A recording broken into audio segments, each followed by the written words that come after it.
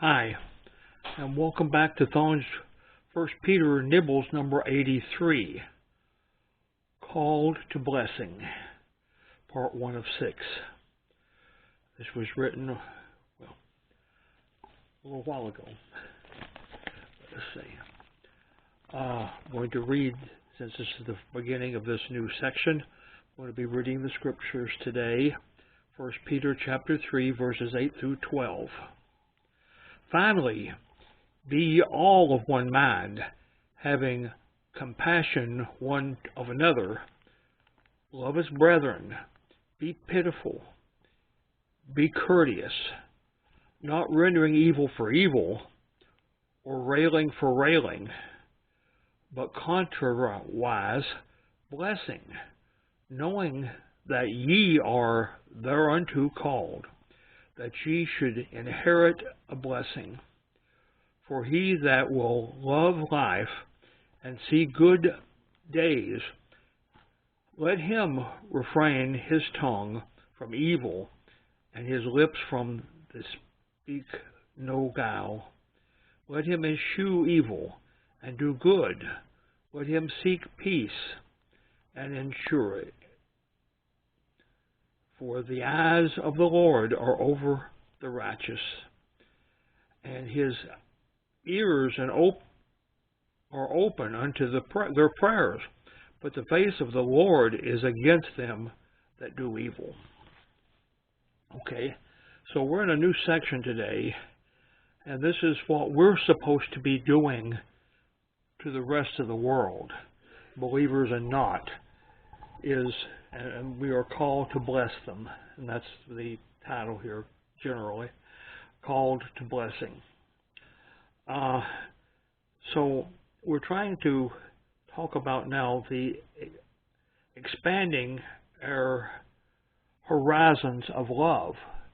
You know, it's easy to love those that are close to you, family and dear friends and loved ones and so on, but we ought to expand that horizon far beyond those close people to others who may or may not be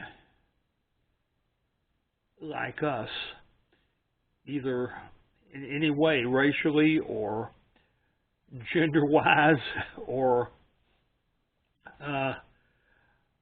of Christian belief, or of belief of something quite different, or just being an enemy to everybody.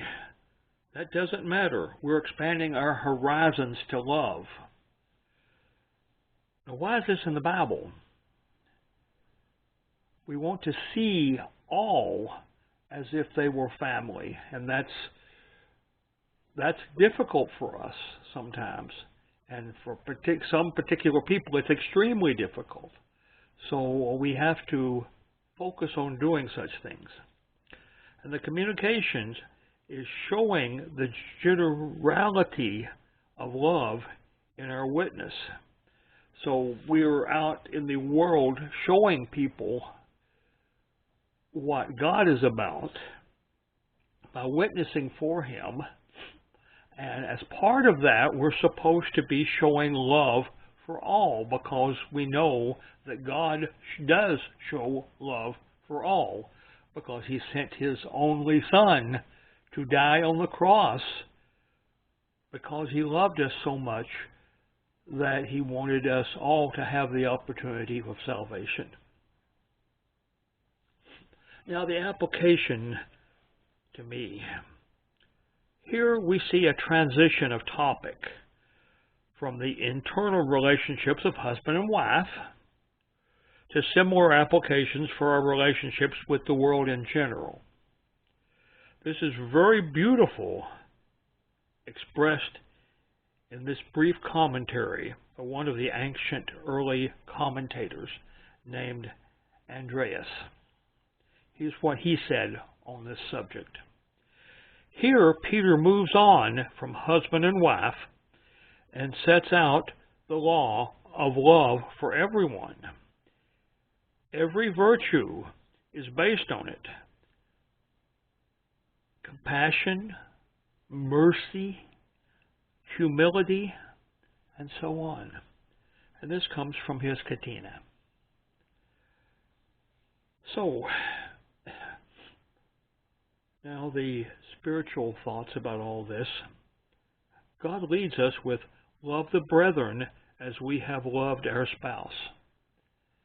And of course there's an assumption there that loving our spouse is as God intended it to be, the closest possible relationship. And if we can, if that is indeed the case, then loving other people as we love our spouse is the best we can ever hope to do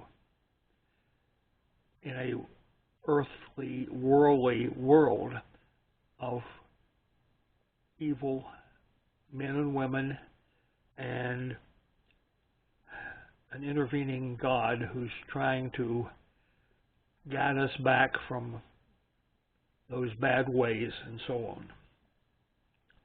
So my response to this is, Lord, thank you for reminding us of your love for all that we may express this quality to others in our witness.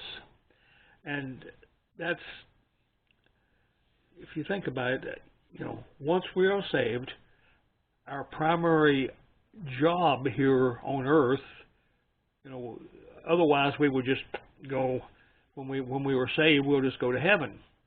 However, we were left with a task to do, and that is spreading that good word so that others can also be saved. So that witness, an important part of that witness is showing love for all. And with that, we'll continue next time. Bye-bye.